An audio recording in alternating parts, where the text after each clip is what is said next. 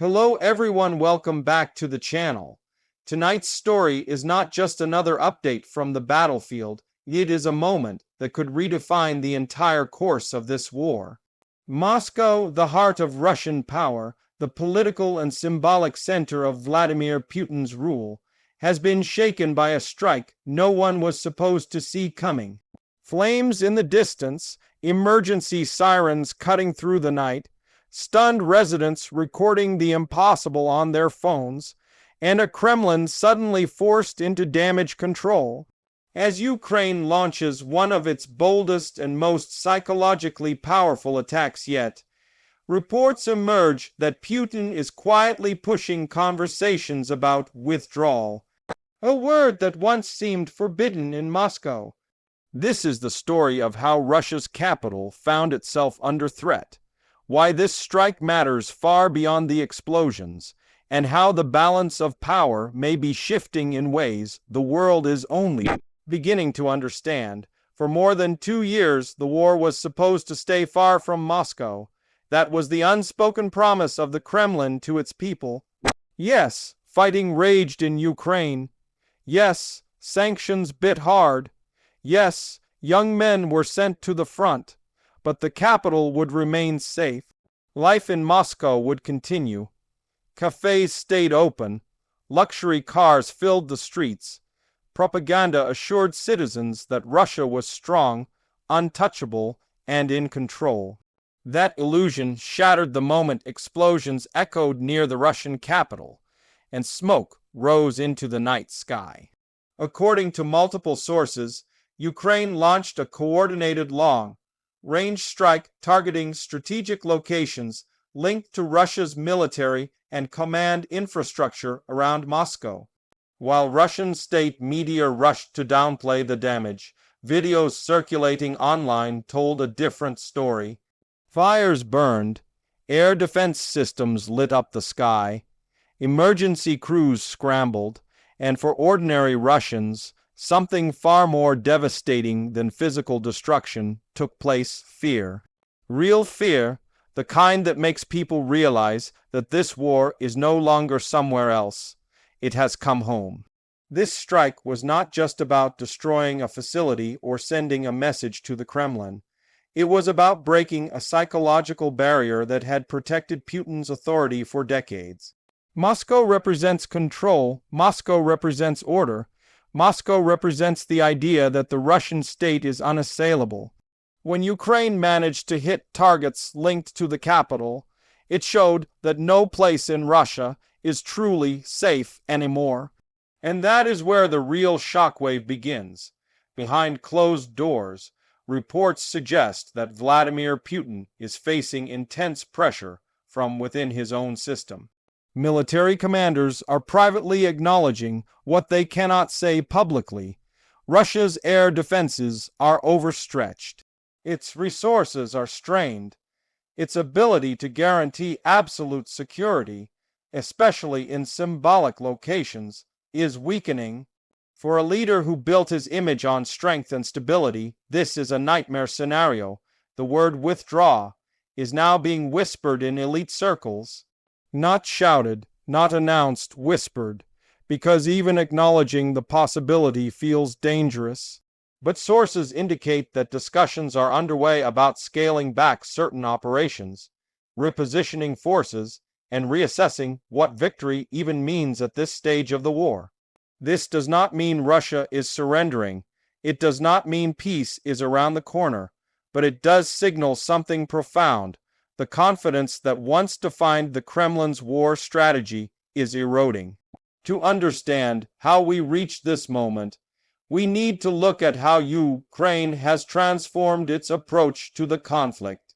In the early stages of the war, Ukraine fought defensively, desperately trying to survive against a larger and better equipped enemy. Over time, with Western support, intelligence sharing, and domestic innovation, Ukraine adapted, it learned, it evolved.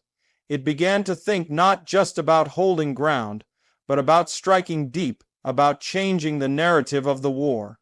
Long-range drones, precision strikes, and intelligence Driven operations have become central to Ukraine's strategy. Each attack deep inside Russian territory serves multiple purposes.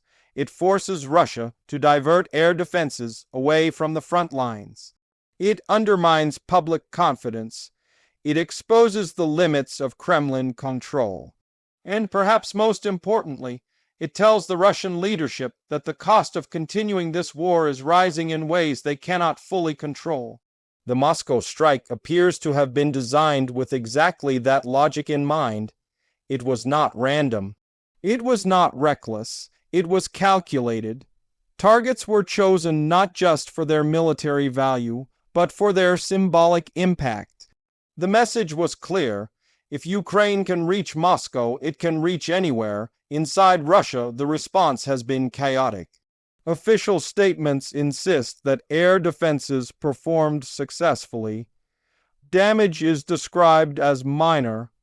Casualties are rarely mentioned.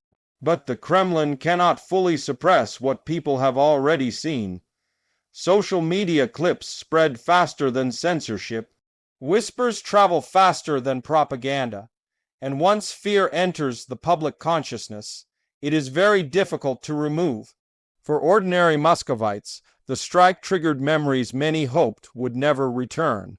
Memories of instability, of uncertainty, of a state that could not always protect them. Parents questioned whether the war was worth it. Business owners worried about the future. And even those who supported the invasion began to wonder whether the leadership had miscalculated. Internationally, the reaction has been just as intense.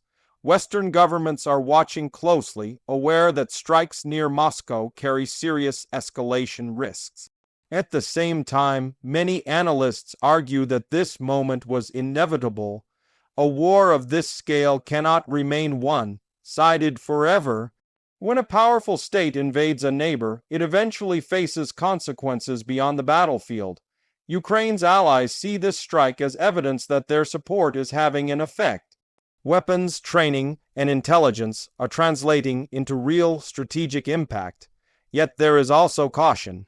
The line between pressure and provocation is thin, and everyone understands that Moscow still possesses enormous destructive power. China, India, and other nations that have tried to maintain a careful balance are paying close attention. Stability matters to them. A Russia that feels cornered is unpredictable. A Russia that begins to talk about withdrawal, however quietly, may be looking for a way out that preserves face. And that is where Putin's personal dilemma becomes almost impossible. For years, he framed this war as existential. A fight for Russia's survival, a battle against the West, a mission that could not fail.